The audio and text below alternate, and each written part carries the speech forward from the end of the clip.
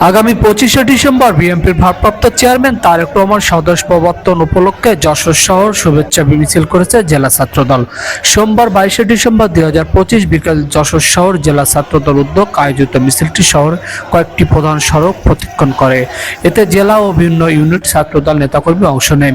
মিছিল চলাকালে অংশগ্রহণকারীরা বিভিন্ন স্লোগান দেন। কর্মসূচি শান্তিপূর্ণভাবে শেষ হয়।